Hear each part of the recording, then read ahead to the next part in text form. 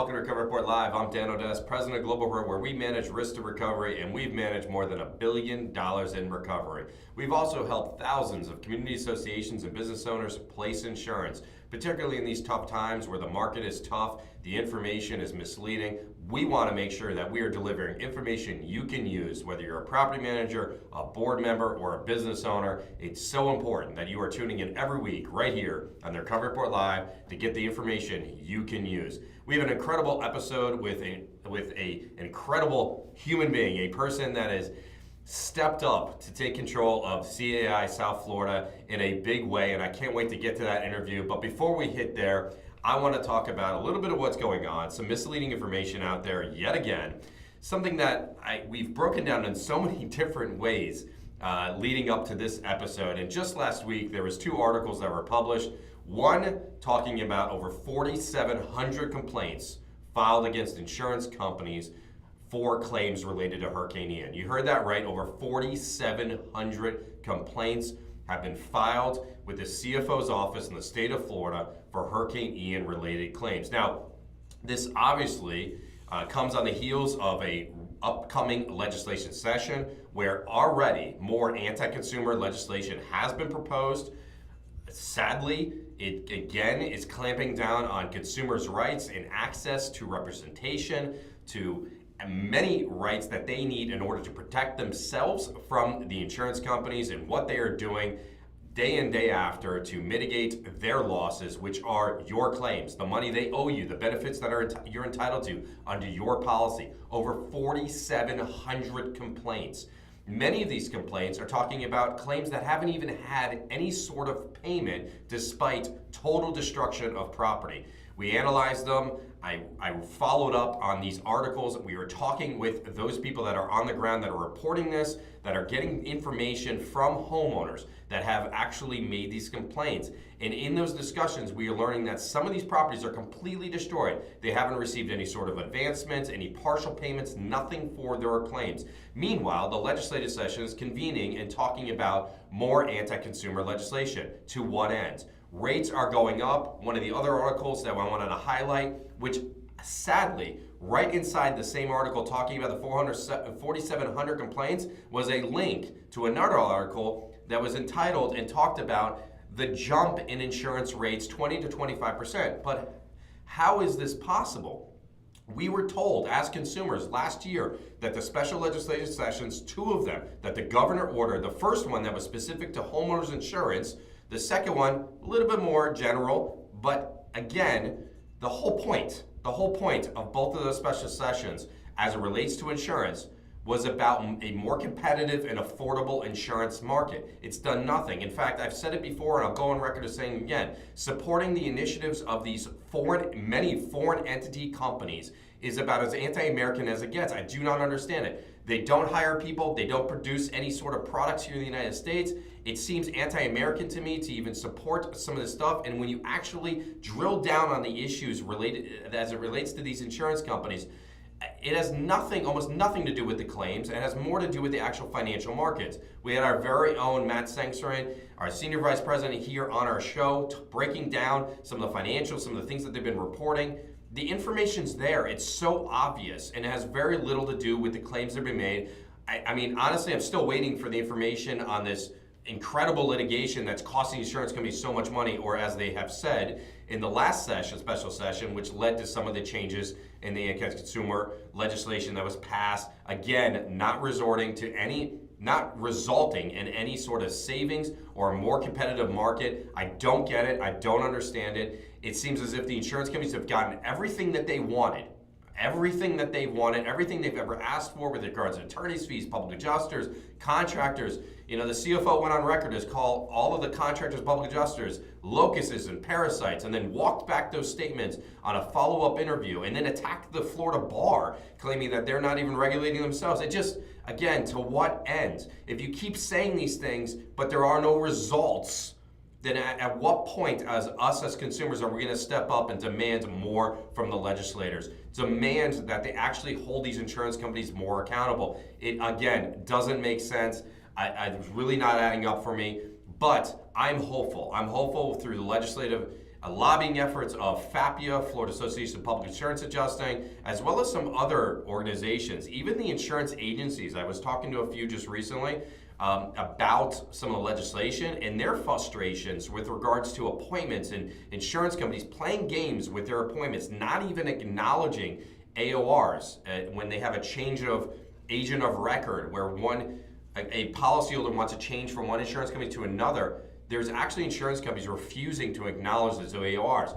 A little less talked about, and obviously from a broker standpoint, they probably don't want to make that into a headline somewhere, but I can tell you it's going on. It's of concern. You as a consumer are not allowed to change your broker, not allowed to access a different market, because again, and if you do, they're saying that they're never going to renew or offer you any more additional insurance. Again, something to look out for. I think that there's a lot of concerns regarding what to come in this legislative session. The CFO's office has claims on their website that they have helped recover nearly $15 million in insurance proceeds. I mean, that's basically a drop in a bucket as far as I'm concerned. If you just simply go pull up the numbers on Hurricane Ian, you'll see it's billions of dollars. So again, let's understand what's going on here.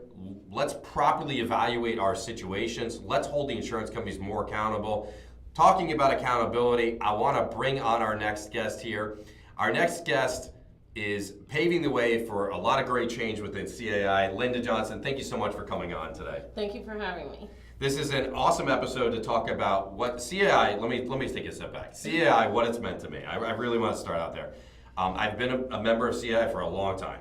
I participated in many different ways, whether it's taking seats with chairs and helping run some of the events, to just being a member and participating in incredible things like the golf tournament, which gets a ton of interest, obviously, every single year.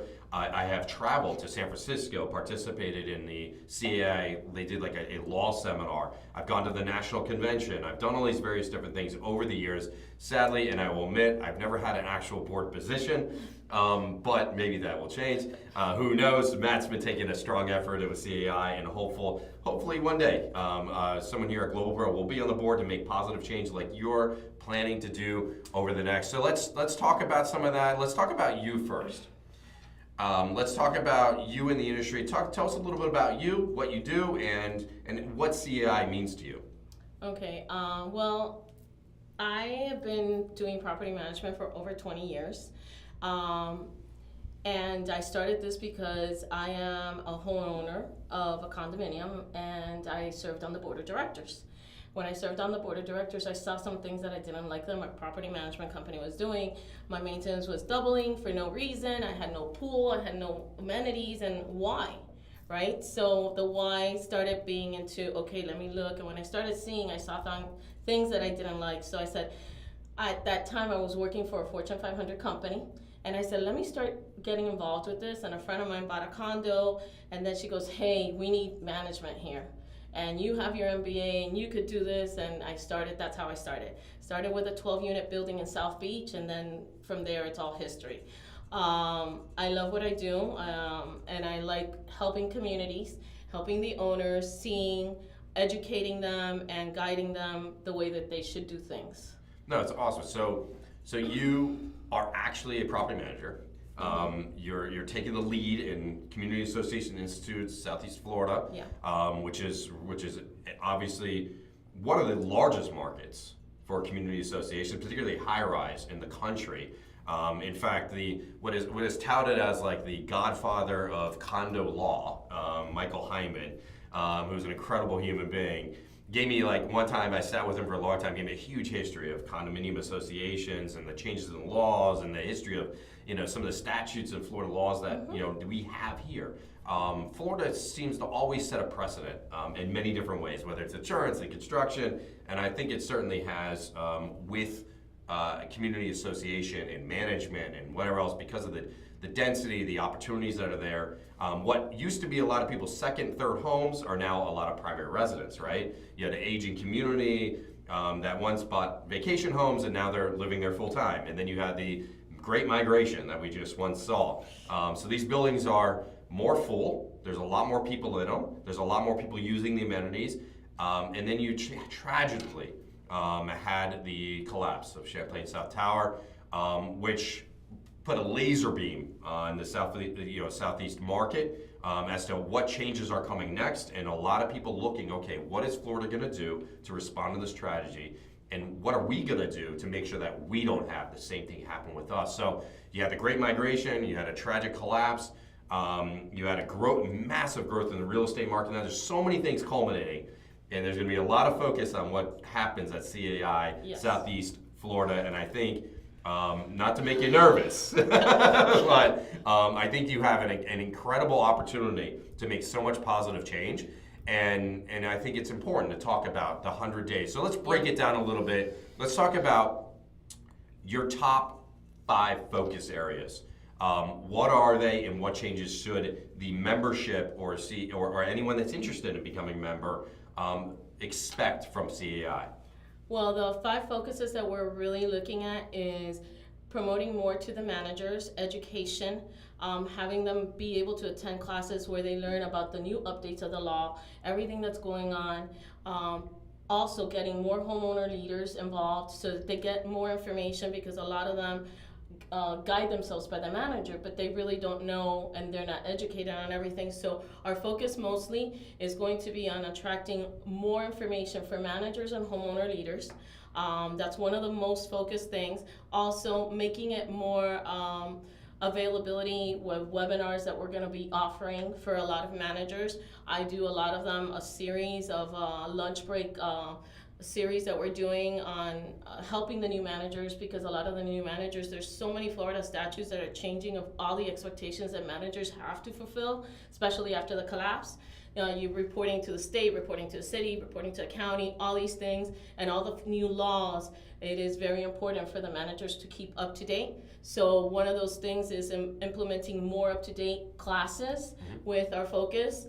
Also, we're going to be more involved with the communities and giving back to the communities as we get from them to give back to them. So those are the things. I know I have a lot of work to do with my team. It's not just me, but the rest of us. And I am working very hard. The first month has been very hard, and the last, it's just a lot of work. A lot of people don't see, but it's a revamping of our chapter and having a lot of things be done the way they should be done. It's a new direction, new opportunity, steering us in the right direction here. As vendors providing, education, I've always saw kind of an outsider looking in on the management industry as one of the key component to a successful manager is access to education. I think it's so important. I've always thought that. We ran a campaign on, empower through education, and we do a lot of CE classes, as you know. You've participated, you've been a part of it. Matt's been doing quite a bit of it lately, which is fantastic. It's an awesome opportunity to engage, to learn about the concerns and questions, and also to allow people to elevate themselves within organizations. Or entrepreneurs like yourself to kind of go out and start their own companies. What does that take to do? What is your daily, you can learn so much from other, peers of yours within it. And this is an opportunity. CAI gives the opportunity to all be in one room together, whether in a Zoom room or actually physically in a room. I have to say that nowadays. But being together all the time, learning from each other, even if you're a competitor, there's always something you can learn. Competition's good.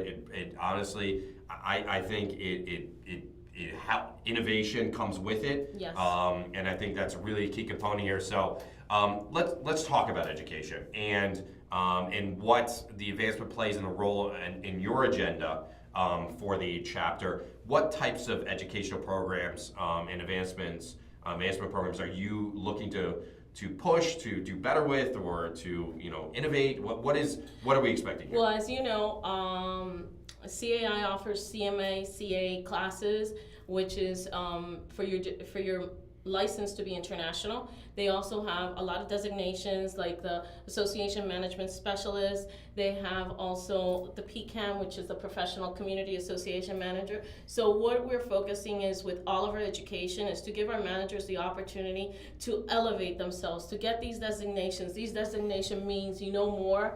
More means more money, more profitable, and more. It's better management of the communities, because if you don't know, then you're not providing your clients, which are all your associations, the best opportunity to develop themselves and have the association also know all the things. With education comes power. So tell me about PCAM. Why is getting your PCAM important? Well, because it's such a high designation with CAI, the managers that do get them, basically, if you don't have the schooling, like if you don't have a degree of master's or whatever, so then that gives you a sort of like a master's in property management. So it's very important. They show you so many other things that you do not learn on a day-to-day at work, but more of the laws, how it affects as a professional manager representing the association and everything. And it gives you that designation that throughout the whole world, a PCAM is a PCAM. And I ask you that because I see so few people actually, and historically, while even the PCAMs I know, the people that have obtained the PCAM, do little around promoting the idea of others getting it. And while it is there and it's available to these managers, I think it sets you apart, from other managers. And again, empowerment, education empowers you and makes you think differently about situations. You become so much of a better manager. And I've always asked other managers, like, why aren't you enrolled in that? Like, why aren't you participating? It's there, it's available to the membership of CAI. You should take advantage of it. I've always encouraged it. Like I encourage, the pursuit of personal growth within our own company here, GlobalPro. I think that's amazing that is part of your agenda. That's your focus. Yes. Because I think there needs to be more about that. I think it should be almost, it constantly talking. It should be the intro exit of all these TV. Yeah. I think it's important because I think the more managers we have that for a lot of these community associations that do go make the effort to get a PCAM, I think we're just being better off, particularly because of everything I just said, right? Earlier I mentioned about Champlain South Tower, the tragedy there. The construction laws are changing. The condominium association laws are changing. There's so many changes going on right now that if you're not investing in yourself as a manager, I think you're going to come up short here in the next year or two. And I think you're going to be in a crowded market and with a lot of mediocrity because people have not taken the time to educate themselves, and I think it's really important. I think it's a great thing, and I think it's awesome. Now, it takes money, right, to operate Community Association Institute, Yes. a chapter such as Southeastern Florida with a huge membership. And I know that vendors are important to it, and sponsors of these incredible events. What are some of the ideas that you have to lure in maybe new sponsors or sponsors that are there or vendors that are already participating in it? How can they get more value out of their participation in CAI Southeast Florida? Well, with our focus of having a lot of more managers and a lot of more homeowner leaders, that will provide them a bigger market to be reached out. I have a friend that went to one of the classes recently, and she had never been to it. So now I'm encouraging a lot of homeowner associations to join so that they can get involved and see these classes and everything and learn and visit all these vendors. As vendors, homeowner leaders and the managers need to get to know these vendors. And that's my whole goal is I want more education, more managers, more homeowner leaders for everybody, especially the vendors and the sponsors that we have participating and providing us with funds to be able to carry out all of our activities, get their bang for their buck, I would say. And it's not only that, but also the managers would get to see the high level of vendors that we have that we can provide, that you can provide services, high collaborator, I want to say, or high standards of vendors that provide better services. So that my whole goal is to get sponsors and vendors that are willing to educate and at the same time get more from the managers. That way, if they see the interaction between the vendors and the sponsors with the managers and the homeowner leaders, it's better because they say, okay, this vendor, not only does he sponsor something, a membership that I'm in,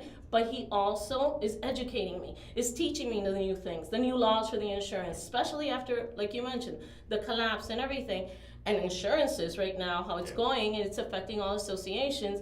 You guys, like other vendors, are very important to our community and to our chapter to be able to educate the homeowners and the managers as well. So I think it's all great. You know, a lot of times I wonder when we're meeting with a community association and we're talking about our services, and they're considering a competitor or someone they think is a competitor of ours, and saying, hey, you know, look, I take you serious. I take you so serious that I'm actually a vendor sponsor of CAI, and we have an upcoming CE class. Come, be at it. I think there's a great opportunity for vendors to start to say those things and be participant and show their investment in them. I mean, the managers and the board members. Board members, you also got to get CAM, right? So, and you got to stay up to date with it, and you got to do these things. So, I think it's important. It's another quality that can distinguish you from another vendor that you may be competing with. And I would encourage any vendor out there to consider the membership with CAI and to participate in these things, because I have seen a tremendous value. Otherwise, I would not have been a member for as long as we have. I would not have sponsored as many events as I have. And thank you very much for that. Yeah, and continue to sponsor. So I think it's incredibly important. I think that change is good. People should see it that way.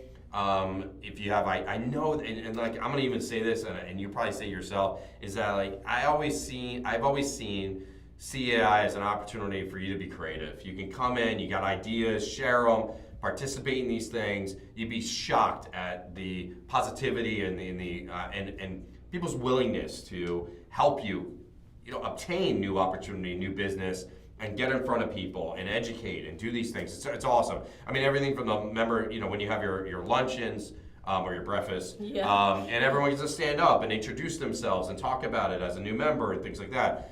Great opportunity to engage. I totally encourage it. Let's talk about how can CAMs and property manager companies get involved with CAI, because obviously, again, the vendors and the sponsorships are really important, but the membership is also important. Yes. So we need to do better on the membership side. So how can vendors help you with membership? How can other CAMs help you with membership growth? And and reaching out to maybe some of their other peers?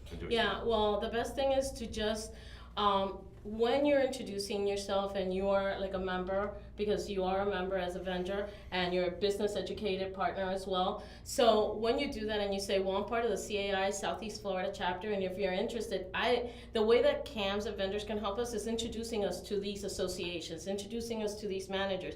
And we are willing to go and have a meeting with the association and explain to them what we do and how we can help them, as well as the managers. We are going to be setting up some luncheons with managers for them to find out what CAI is all about. I think CAI has not been explored enough so that people will really know what we offer to the managers and the communities and the homeowner leaders. So we are coming up with different ideas. I just can't take them out yet. But yes, we have a whole schedule of a lot of things, and you'll be seeing a lot of different things coming up, because again, it's the whole team, not just me, but we are putting all our thoughts together to come up with new goals and new things, innovation, nice things for the managers and the communities, and also our vendors. So tell us a little bit about what the upcoming events. What do we got? Okay, so we have on March 28th, we're sponsoring a board certification at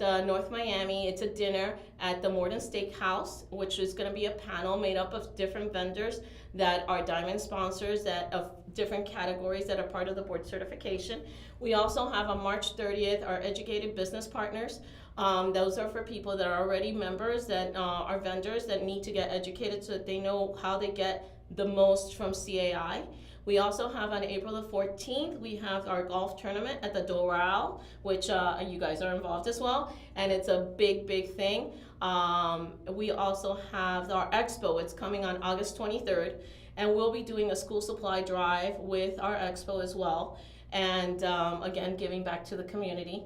And there's going to be a lot of new classes being offered, not the same classes. So we encourage all the communities and managers to go to all of these events. And if you want membership information, of course, visit our website and you'll get all the events that you can be involved without being a member. You just have to pay a fee. But once you become a member, you get more involved. Well, you talked about community, which is obviously very near and dear to my heart, and the culture here at GlobalPro. It's awesome. It's awesome to hear that is part of the focus. It's why I love CAI. They're always thinking bigger than just themselves, and it's always been something I've been participating for so many years. But you do a little something special too. Heels in Action. Tell us a little bit about that. I want to close on this note, by the way, and I want to talk a little bit about it. Give a little spotlight to it. What is it? Why should we know about it? Okay. Heels in Action is a nonprofit, and I am one of the founders. My son is involved as well with this.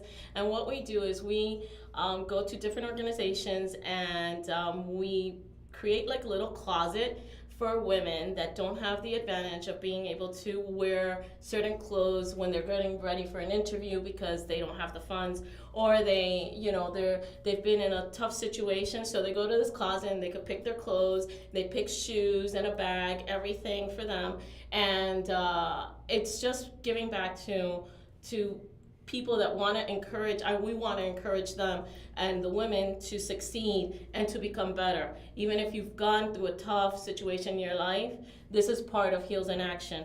And we get a lot of people that, so we ask all the women, if you have any clothes that are slightly used, because sometimes we don't use the same clothes all the time because we're in cameras or in pictures, donate them.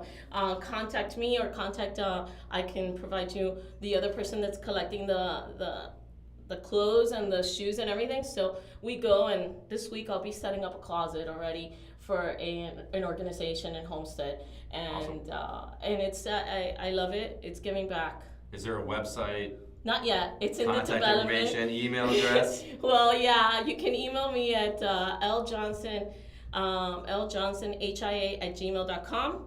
We're working on the website. It's really new. It's been in the works for the past 3 years, but never really went out. Takes a lot of effort. Yeah. And so now we finally have the right team working, all of us together, and we're getting it done. That's awesome. Well, I love it. I love the new focus. The first 100 days are going to be exciting. Yes, you're already 30 days into it? Yes. Okay. All right. We'll check back in with you in a couple months and see what things are going. Linda, thank you so much for joining us. No, thank you again for really appreciate it. having me here. You're a leader. You're an example of what a manager in this industry should be. It's awesome. You have both a focus on obviously being a manager, being a professional, but also giving back to the community. You have a great balance, and I wish you the best of luck with everything you're doing. Thank you, Dan.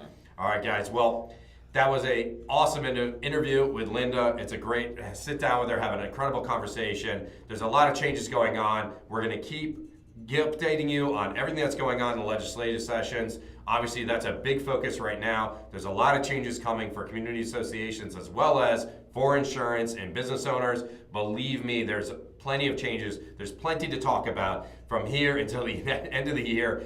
I can't wait to see what happens. I'm eager. I'm a little bit nervous, I'll be honest with you, as you probably can tell, about what's going to come out of that legislative session. But again, we're doing what we can. We're constantly talking with people up in Tallahassee. We're constantly talking to industry professionals like Linda about what's going on, the changes that they're making, positive impacts on your industry. So let us know what we can do to help you. And make sure that you continue to tune in right here on the Recovery Report Live every single week at 11 o'clock Eastern Standard Time. And if you haven't already, hit the subscribe button, like us, and follow us on all of our social media. We'll see you right here next week, same time, same place on the Recovery Report Live.